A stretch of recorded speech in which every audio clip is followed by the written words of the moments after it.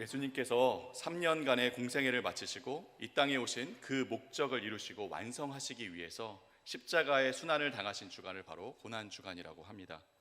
이 고난주간을 맞이하여 많은 교회들이 예수 그리스도께서 우리를 위해 당하신 십자가의 순환과 우리 앞서 걸으신 십자가의 길을 깊이 묵상하고 부활주의를 기쁨으로 맞이합니다.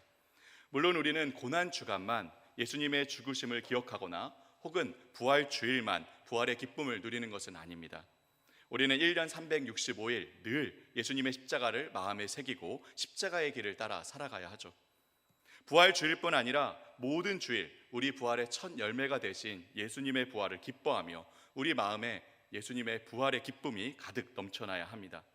하지만 우리가 늘 그러하듯 또 부활주일을 앞두고 예수님의 십자가를 기억하고 깊이 묵상하는 것이 은혜가 되리라 생각합니다. 따라서 오늘 예수님의 십자가를 생각하며 특히 예수님께서 십자가에서 남기신 한 말씀을 중심으로 말씀을 나누고자 합니다. 성경은 예수님께서 유대 시간으로 제3시에 십자가에 못 박히셨다고 하죠. 유대 시간에 6시간을 더하면 대략적으로 오늘 우리 시간이 되니 예수님께서 십자가에 못 박히신 시간이 약 오전 9시 정도라고 볼 수 있습니다. 예수님께서는 이렇게 오전 9시부터 정오까지 3시간 사이에 3마디의 말씀을 남기십니다. 예수님을 조롱하며 십자가에 못 박는 이들을 보시고는 아버지여 저희를 사하여 주시옵소서 자기의 하는 것을 알지 못함이니이다 라고 기도하시죠. 예수님과 함께 십자가에 못 박힌 강도를 향해서는 오늘 내가 나와 함께 낙원에 있으리라 말씀하십니다. 마리아에게는 여자여 보소서 아들이니이다. 요한에게는 보라 내 어머니라. 이렇게 3마디의 말씀을 남기십니다. 그리고 제6시부터 9시 우리 시간으로 정오부터 오후 3시까지 온 땅에 어두움이 임하고 예수님께서 갈수록 심해지는 십자가의 고통 속에 침묵하고 계시다가 오후 3시쯤 이제 예수님께서 운명하시기 직전 예수님께서 크게 소리질러 엘리 엘리 라마 사박다니 나의 하나님 어찌하여 나를 버리셨나이까 내가 목마르다 다 이루었다 아버지여 내 영혼을 아버지 손에 부탁하니이다. 이렇게 4마디 말씀을 남기시고 곧 운명하십니다. 이처럼 성경은 예수님께서 십자가에 남긴 7마디의 말씀을 기록하고 있습니다. 예수님께서 하신 이 말씀들을 모아서 십자가상에서 하신 7마디의 말씀이라 일컬어 가상칠언이라고도 이야기하죠. 각 복음서에 7마디의 말씀이 다 나오지는 않지만 사복음서에 나오는 말씀들을 모아서 예수님께서 십자가상에서 남기신 7마디의 말씀이다 라고 해서 가상칠언이라고 하는 것이죠. 오늘 우리는 이 말씀들 중에 하나인 엘리 엘리 라마 사박다니 곧 나의 하나님 어찌하여 나를 버리셨나이까 이 기도를 중심으로 말씀을 나누고자 합니다. 엘리 엘리 라마 사박다니 학자들마다 이 헬라어로 음역해서 기록된 말씀을 가리켜서 히브리어다 아니다 아람어다 아니다 엘리 엘리는 히브리어이고 사박다니는 아람어다 라고 이야기합니다. 전반에 엘리 엘리는 나의 하나님을 말하는 의미하는 히브리어가 맞는 것으로 보이고 후반에 사박다니는 아람어 사박타니가 분명해 보입니다. 어쨌든 성경이 그 명확한 의미를 분명하게 번역해서 밝혀주고 있기 때문에 우리는 어려움 없이 예수님의 말씀이 나의 하나님 어찌하여 나를 버리셨나이까 직역하자면 나의 하나님 당신은 무엇 때문에 나를 버리신 겁니까? 라고 분명히 알 수 있죠. 하지만 성경을 보면 당시에 예수님의 십자가 앞에 모여있던 많은 사람들은 예수님의 이 말씀이 무엇을 의미하는지 제대로 알아듣지 못하였다고 합니다. 당시 로마 사람들은 헬라어를 주로 사용했기 때문에 당연히 예수님께서 히브리어와 아람어로 하신 이 말씀이 무슨 의미인지 알아듣지 못했겠죠. 하지만 히브리어와 아람어에 익숙했던 유대인들도 특히 예수님을 십자가에 못 박도록 내어준 그 바리새인들, 제사장들, 율법 학자들 같은 이스라엘의 이 지도자들 역시 이 말씀을 제대로 알아듣지 못했다라고 합니다. 이들은 예수님의 말씀을 듣고 예수님께서 엘리야를 부른다라고 착각을 합니다. 유대 사람들의 전통적 종말론에는 죽지 않고 하늘로 들려 올라갔던 엘리야가 마지막 때에 고통받는 사람들을 구하러 올 거라는 그런 전통이 전해져 왔기 때문이죠. 그래서 예수님께서 아마 죽기 전에 이 엘리야의 도움을 구하는가 보다라고 조롱하듯이 이야기했던 것입니다. 또 어떤 사람은 예수님의 이 말씀을 듣고 이 기도를 듣고 해면에 신포도주를 적셔서 예수님에게 마시게 했다고 합니다. 예수님이 이 극심한 고통을 경감시키려고 예수님을 위해서 한 행동이 절대로 아니었습니다. 정신을 잃고 죽지 말고 신포도주를 마시고 정신 차려서 엘리야가 정말 구하러 오는지 기다려보라고 비웃듯이 조롱하듯이 한 행동이었습니다. 이처럼 언어를 몰라서 이 말씀의 의미를 몰랐든 아니면 선입견을 갖고 있어서 말씀을 잘못 이해했든 당시 예수님의 이 십자가 주위에 있었던 사람들은 예수님의 이 말씀을 제대로 이해하지 못했습니다. 그런데 오늘날 우리도 분명 성경이 예수님의 이 말씀을 정확하게 번역해서 설명해주고 있지만 주의 깊게 그 말씀을 보고 생각하지 않으면 예수님의 이 말씀이 정말 어떤 의미인지 우리가 바르게 이해하지 못할 수도 있습니다. 사실 얼핏 보면 예수님의 이 기도, 이 말씀은 십자가의 극심한 고통에 대해서 하나님을 향해 탄식하는 내용으로 보이죠. 어찌 보면 예수님께서 도무지 자신이 십자가에 달리셔야 하는 이유를 모르셔서 하나님을 향해 왜 나를 버리신 것이냐고, 왜 나를 이렇게 십자가에 다셔야만 했느냐고 반문하는 것처럼 보입니다. 나의 하나님, 무엇 때문에 나를 버리신 겁니까? 십자가의 고통이 6시간 계속되어서 제 굿이 이제 운명하시기 직전에 그 고통이 너무나도 극심해서 하나님을 향해 꼭 이러셔야만 했느냐고 원망 섞인 탄식을 하는 것으로 들리는 것이죠. 하지만 이 말씀은 겉으로 보이는 대로 예수님께서 십자가에 달리신 이유를 모르셔서 하나님께 반문하신 것도 아니고 또 십자가의 고통이 너무 극심해서 하나님을 원망하신 것도 아닙니다. 예수님께서 십자가의 의미와 십자가에 왜 달리셔야 했는지 모르셨을까요? 마가복음 10장 45절에 예수님께서 뭐라고 말씀하십니까? 인자의 온 것은 섬김을 받으려 함이 아니라 도리어 섬기려 하고 자기의 목숨을 많은 사람의 대속물로 주려 함이니라. 예수님께서는 왜 자신이 이 땅에 오셨는지 너무나도 잘 알고 계셨습니다. 마가복음 10장 45절 외에도 예수님께서는 제자들에게 끊임없이 십자가에 달리셔야 할 것과 또 십자가 이후에 부활하실 것을 여러 번 반복해서 말씀하셨죠. 따라서 예수님께서 십자가의 길을 왜 가셔야 했는지 모르셔서 하나님께 반문했다는 것은 말이 되지 않습니다. 그렇다면 예수님께서 십자가의 고통이 너무나도 극심한 나머지 하나님을 향한 원망 섞인 탄식을 하신 것이었을까요? 하나님, 꼭 이 길이어야만 했습니까? 꼭 저를 이렇게 버리셔야만 한 것입니까? 이 길 밖에는 다른 길은 없었던 것입니까? 탄식하시는 것일까요? 원망까지는 아니더라도 십자가의 그 극심한 고통 속에서 탄식하셨을 거라고 생각할 수 있습니다. 예수님께서도 우리와 같은 인성을 가지신 분이시기에 극악무도한 그 죄인들만을 벌하던 당시 가장 고통스러운 형벌이었던 십자가형을 당하시며 극심한 고통 가운데 탄식하셨을 수 있죠.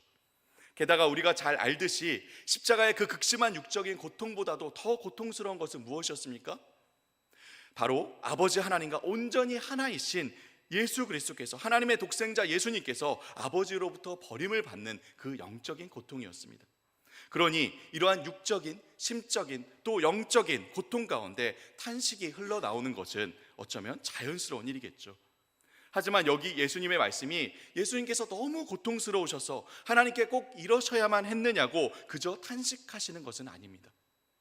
이 말씀을 우리가 바르게 이해하기 위해서는 예수님께서 십자가의 순환을 앞두시고 제자들과 겟세마네 동산에 오르셔서 참으로 간절하게 기도하셨던 그 기도를 함께 살펴보아야 합니다. 바로 마태복음 26장 39절 말씀인데요, 오늘 우리가 읽은 말씀은 아니지만 마태복음 26장 39절 말씀을 다 같이 한번 보겠습니다.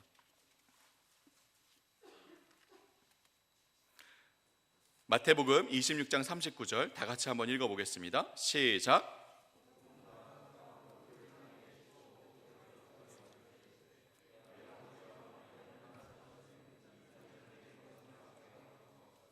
그러나 나의 원대로 마옵시고 아버지의 원대로 하옵소서 하시고. 네, 예수님께서 마지막으로 하신 이 기도를 우리 모두 잘 알고 있죠. 누가복음에는 예수님께서 이 기도를 얼마나 간절하게 하셨는지 땀이 땅에 떨어지는 핏방울 같이 되었다라고 합니다. 누가복음 22장 44절에 이렇게 이야기합니다.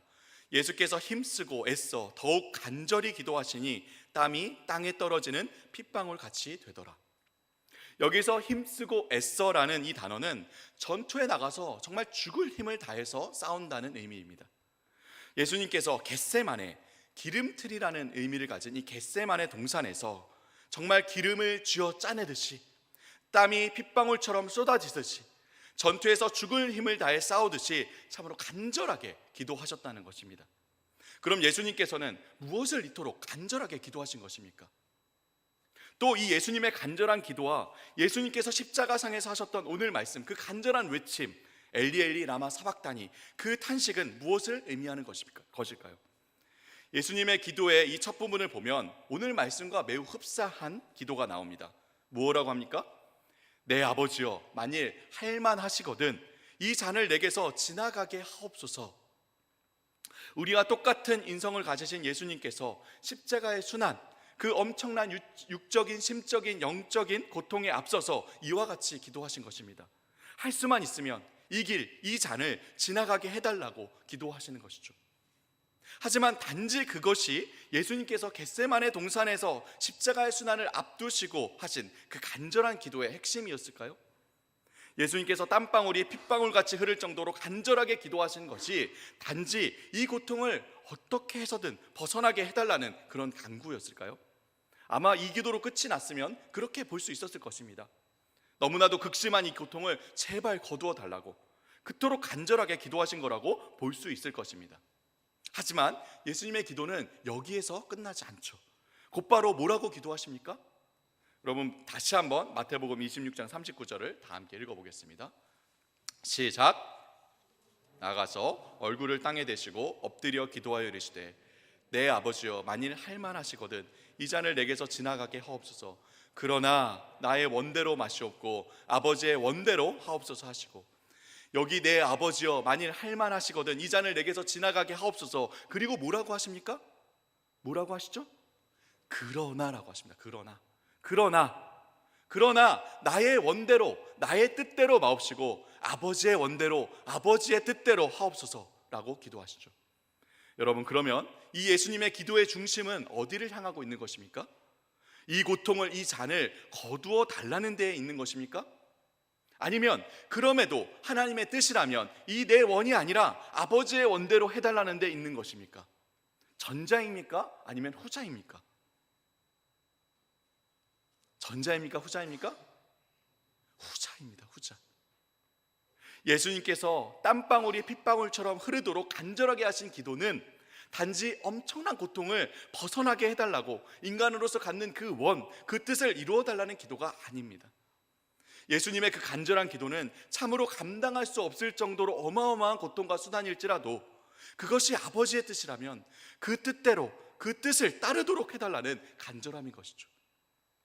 예수님께서 만약 그 닥쳐온 십자가의 순환에 대해서, 그 고난의 쓴잔에 대해서 그것을 벗어나게 해달라고 지속적으로 간구하셨다면, 그리고 그 간구를 정말 관철시키고자 하셨다면 예수님께서는 충분히 그렇게 하실 능력이 있으신 분이었습니다. 예수님께서 기도를 마치시고 제사장이 보낸 무리들에게 잡히실 때에 베드로가 그 무리 중 대제사장의 그 종 말고의 귀를 쳐서 떨어뜨리는 장면이 나오죠. 그때 예수님께서 베드로를 향해 뭐라고 얘기하십니까? 손에 든 칼을 도로 집어넣어라. 그리고 뭐라고 하시죠? 내가 아버지께 고하여 지금 12군단도 더 되는 천사들을 보내시게 할 수 있는 것을 모르느냐고 하시죠. 정말 예수님께서는 그렇게 구하실 수 있었고 그렇게 하실 수 있으셨습니다. 하지만 예수님께서는 그렇게 하지 않으시죠. 예수님도 인성을 가지셨기에 그 십자가의 형벌은, 고통은 정말 할 수만 있다면 거두어지기를 바랄 정도로 극심했지만 예수님의 진정한 바람은, 간절한 소원은 그 인간으로서의 원을 관철시키고자 함이 아닌 바로 아버지의 원, 아버지의 뜻을 따르는 것이었기 때문입니다. 바로 그것이 예수님의 간절함이었죠. 그것이 예수님으로 하여금 땀방울이 핏방울처럼 흐르도록 만든 간절함이었습니다. 십자가의 고통을 벗어나게 해달라는 간절함이 아니라 인간으로서 갖는 그 고통과 고뇌를 넘어서 아버지의 원, 아버지의 뜻에 따르게 해달라는 간절함이었습니다. 예수님께서 십자가에서 외치신 그 탄식, 엘리 엘리 라마 사박다니, 나의 하나님 나의 하나님 어찌하여 나를 버리셨나이까 외치신 그 말씀도 이러한 예수님의 간절함에 비추어서 이해해야 합니다. 예수님의 외침은 그저 엄청난 육적인, 심적인, 영적인 그 고통으로 말미암아 절규하는 탄식만이 아닙니다. 예수님의 그 외침이 바로 하나님의 뜻이었죠. 하나님의 뜻은 바로 죄가 하나도 없으신 그 예수님께서 우리 죄를 대신 지시고 아버지 하나님께 버림받고 죽는 것이었습니다. 이것은 참으로 이해할 수 없는, 이해되지 않는 일이었습니다. 고린도전서 1장 23절에 뭐라고 이야기합니까? 십자가는 유대인에게는 거리끼는 것이요 이방인에게는 미련한 것이었습니다. 네, 인간의 눈으로 보기에 이 십자가는 참으로 거리끼고 어리석어 보이는 일이었습니다. 세상을 만드신 왕이시오 주인이시오 세상을 구원하러 오신 그 메시아 그리스도께서 너무나도 무력하게 그 저주의 십자가에 달려 비참하게 죽는 일은 말도 안 되는 일이었습니다. 하지만 예수님께서는 그 거리끼고 어리석어 보이는 십자가의 길을 걸어가셨습니다. 아버지께 버림받는 길을 걸어가십니다. 왜입니까? 왜이죠? 그 십자가의 길이 참으로 고통스럽고 또 거리끼고 어리석어 보일지라도 그것이 아버지의 뜻이었기 때문에, 오직 아버지께 모든 것을 다 맡기고 십자가의 길을 가신 것입니다. 따라서 예수님께서 이 말씀에 이어서 뭐라고 기도하십니까? 엘리 엘리 라마 사박다니, 이어서 뭐라고 기도하시죠? 내 영혼을 아버지 손에 부탁하신다고 기도하시죠. 아버지의 뜻에, 아버지의 손에 자신의 모든 것을 의탁하신다는 것입니다. 상상할 수도 없는, 말도 안 되는 일일지라도, 아무리 거리끼고 어리석어 보이는 일일지라도 그것이 아버지의 뜻이기에 그 모든 것들을 아버지 손에 맡기시는 것입니다. 또 한 가지 예수님의 이 기도에 대해서 우리가 알아야 할 것이 있습니다. 바로 이 말씀, 엘리 엘리 라마 사박다니, 이 말씀은 시편 22편 1절에 다윗의 시를 그대로 인용한 말씀이었다는 것입니다. 시편 22편 1절에 보면 예수님의 이 기도가 그대로 나옵니다. 엘리 엘리 라마 아즈박타니. 예수님께서는 사박탄이라고 아람어로 하셨지만 이 시편 22편 1절에서는 그 히브리어 그대로 아즈박탄이라고 하죠. 즉 예수님께서는 이 말씀을 구약에서 하나님께서 말씀하신 예언의 성취로서 말씀하셨다는 것입니다.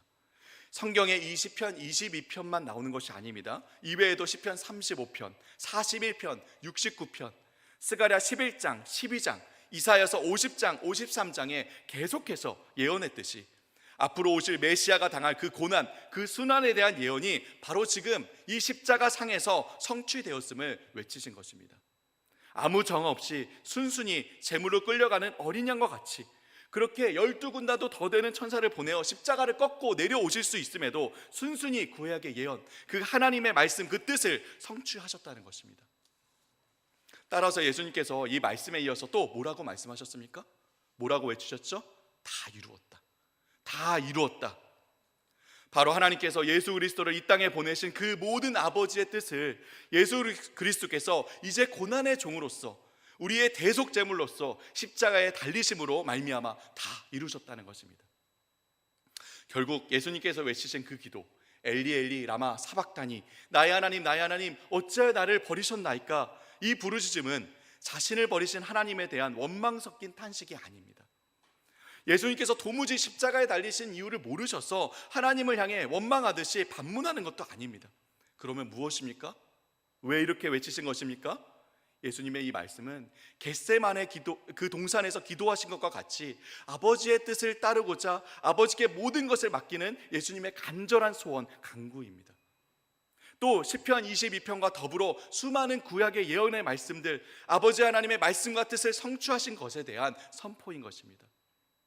사랑하는 여러분, 이것이 바로 예수님의 간절한 소원이었습니다. 닥쳐온 고난과 고통을 피하게 해달라는 간절함이 아니라 상상조차 할 수 없을 정도로 엄청난 두려움, 치가 떨리는 고통이라 할지라도 그것이 아버지의 뜻이라면, 아버지의 원이라면 그 뜻을 따르게 해달라는 간절함이었습니다. 나의 하나님, 나의 하나님 어찌하여 나를 버리셨나이까? 하나님 도대체 나에게 어떻게 이러실 수가 있어요? 나를 왜 버리시는 거예요? 왜 저에게 이런 시련을 겪게 하시는 겁니까?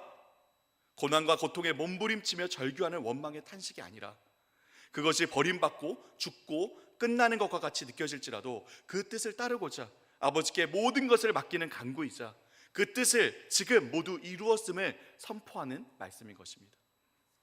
사랑하는 여러분, 우리는 날마다 무엇을 간구하며 살고 있습니까? 우리의 간구는 무엇을 향하고 있습니까? 무엇을 바라고 원하고 매일매일 구하면서 살고 있습니까? 많은 사람들의 기도는 그저 바라고 소원하는 필요들, 심지어 자기 마음의 욕심으로 구하는 것들을 채워달라는 데 그치고 맙니다. 물질이든 건강이든 자녀든 보장된 미래든 우리 기도는 그저 우리의 필요, 우리가 바라는 것들을 구하는 데 그치고는 합니다. 간절함이 거기에 있는 것이죠. 내가 필요하고 내가 바라고 내가 소원하는 그 뜻을 관철시키는 데 간절함이 있습니다. 때로는 그 간절함이 하나님을 향한 열심과 결부될 때도 있습니다. 예수 그리스도를 믿고 그 구원의 기쁨과 감격에 주를 위한 열심을 품고 그 열심을 결실하기 위해 필요한 것들, 물질이든 지식이든 건강이든 그것을 구하며 그것을 통해 무언가를 이루어 보겠다 하죠. 그 비전을 성취하고 이루기 위해 간절히 구하고 또 구합니다. 물론 그러한 열심, 하나님의 일을 이루고자 하는 간절함이 잘못되었다는 것은 아닙니다. 하지만 십자가를 앞두신 예수님, 십자가에 달리신 예수님에게서 오늘 우리가 확인하는 예수님의 간절함은 무엇입니까? 무언가 자신이 바라고 원하는 뜻을 이루고자 하는 간절함이었습니까? 생명을 위협하는 어려운 상황을 벗어나게 해달라는 간절함이었습니까? 무언가 엄청난 사역의 성공이나 비전을 이루고자 하는 간절함이었습니까? 아니죠. 예수님의 간구, 예수님의 간절한 기도는 딱 한 가지였습니다. 무엇이죠? 아버지 하나님의 뜻을 따르는 것이었습니다. 아버지의 뜻은 도무지 이해할 수 없는 것이었죠. 참으로 거리끼고 참으로 어리석어 보이는 일이었습니다. 하나님께 버림받고 십자가에 달려 모두에게 멸시와 조롱을 받고 죽음으로 끝나는 일이었습니다. 예수님께서는 바로 그 길을 걸어가게 해달라고 간절하게 기도하셨습니다. 사랑하는 여러분, 하나님의 뜻은 우리 생각보다 훨씬 큽니다. 하나님의 뜻은 우리가 생각하는 어떤 비전, 당위, 명분, 도덕, 대의, 정의 등에 결코 매이지 않습니다. 때로 하나님의 뜻은 아무리 생각해도 아무리 이해하려고 해도 받아들여지지 않을 수 있습니다. 십자가 같이 때로 하나님의 뜻은 우리가 보기에 정말 거리끼고 어리석어 보일 수 있습니다. 하나님의 뜻은 우리의 인간의 기준에서 결코 이루고 성취하고 성공하는 것만이 아닙니다. 베드로와 같이 한 번 설교에서 3,000명이 돌아오는 일도 있을 수 있지만 스데반과 같이 은혜와 권능과 성령과 지혜로 충만하여 말씀을 전했는데 단 한 사람도 하나님께 돌아오지 않을 수 있습니다. 아니, 오히려 스데반은 그 자리에서 돌에 맞아 죽었죠. 스데반이 돌에 맞아 죽으려고 생각하고 말씀을 전했을까요? 베드로의 설교와 그 결과를 지켜봤던 자로서 날마다 교회에 더해지는 성도들이 더해가는 상황 속에서 그래도 그 말씀을 듣고 한 사람이라도 주님께 돌아오기를 바라는 마음이 없었을까요? 그런데 그 마음의 소원과 바람은 철저하게 깨졌죠. 그에게 돌아온 것은 분노에 찬 얼굴과 수없이 날아오는 돌들이었습니다. 그리고 그는 그 자리에서 죽었습니다. 그것이 하나님의 뜻이었습니다. 도대체 이러한 하나님의 뜻을 어떻게 받아들일 수 있을까요? 그래서 우리가 기도하는 겁니다. 그래서 우리가 정말 간절하게 기도하는 겁니다. 바로 내 생각, 내 바람, 내 소원, 내 뜻, 내 기준, 내 비전, 내 열심보다 높으신 하나님의 뜻을 믿고 맡기고 따르게 해달라고 간절하게 기도하는 것입니다. 그것이 정말 이해되지 않고 받아들일 수 없고 거리끼고 어리석고 모두에게 조롱받고 버림당하고 결국엔 죽는 십자가의 길이라 할지라도 나보다 크신 하나님을 믿고 신뢰하기에 그 길을 걸어가게 해달라고, 그 뜻을 따르게 해달라고 정말 간절하게 기도하는 것입니다. 나는 할 수 없다고, 내 힘과 의지로는 그 길을 갈 수 없다고 솔직히 하나님 앞에 고백하며 그 길, 십자가의 길을 나도 가게 해달라고 간절하게 땀방울이 핏방울처럼 흐르도록 기도하는 것입니다. 사랑하는 여러분, 혹시 엔드 오브 스피어라는 이 창끝이라는 영화를 보셨습니까? 창끝. 이 영화는 우리가 잘 아는 짐 엘리엇 이 선교사에 대한 영화입니다. 짐 엘리엇은 미국의 명문 학교인 휘튼 대학을 수석으로 졸업한 미래가 창창한 젊은이였죠. 모두가 똑똑하고 이 탁월한 짐 엘리엇, 이 짐 엘리엇이 미국의 유명한 사역자, 부흥사가 될 거라고 기대했습니다. 하지만 그는 하나님의 뜻을 구하다가 한 번도 복음을 들어본 적이 없는 남미의 에콰도르 부족의 이 와우다니 부족에게 복음을 전하겠노라고 그의 친구들과 함께 선교를 떠나죠. 하지만 여러분, 그 결과가 어떠했습니까? 잘 아시죠? 비행기를 타고 오지에 있는 와우다니 부족에게 복음을 전하러 갔는데 짐 엘리엇과 그의 동료 선교사 4명은 모두 그 와우다니 부족의 창과 칼과 도끼에 참혹하게 살해당하고 맙니다. 이 사건이 알려지자 미국의 타임즈와 주요 언론들이 분노에 가득 차서 이들의 무모한 선교 활동과 이 처참한 결과에 대해서 이렇게 평했습니다. What an unnecessary waste. 이 얼마나 불필요한 낭비인가. 이 얼마나 헛된 죽음인가. 이 미래가 청창한 실력 있는 젊은이들이 왜 그렇게 불필요하게 자기 인생을 낭비했느냐? 맞습니다. 우리가 보기에 이 일은 참으로 불필요한 낭비같이 보입니다. 정말 누구도 원치 않는 거리끼는 길이고 또 누가 생각해도 바보 같고 어리석은 일입니다. 하지만 이것이 불필요한 낭비였다고 말하는 기사를 본 엘리엇 선교사의 아내 엘리자베스는 이렇게 말했다고 하죠. 낭비라뇨. 나의 남편은 어렸을 때부터 이 순간을 위해 준비했던 사람입니다. 내 남편은 이제야 그 꿈을 이룬 것뿐입니다. 그리고 짐 엘리엇이 남겼던 기록에 또 이러한 글이 적혀 있었다고 합니다. 영원한 것을 얻기 위해 영원하지 않은 것을 포기하는 사람은 현명한 사람이다. 그리고 그 창끝, 죽음으로 다 끝나버렸다고 생각했던 그 창끝으로부터 하나님께서 어떤 일을 행하셨는지 우리 다 알고 있죠. 사랑하는 여러분, 우리는 모두 마음에 무언가를 간절히 구하며 살아갑니다.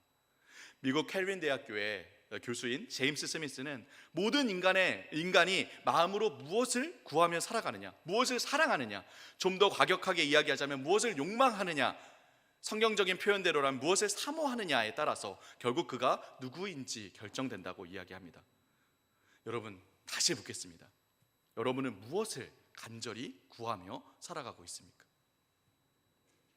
예수님께서 걸어가셨던 십자가의 길, 예수님께서 먼저 걸어가셨고 수많은 우리 신앙의 선배들이 뒤따랐으며, 그리고 오늘 우리도 따라야 할 십자가의 길은 어떠한 길입니까?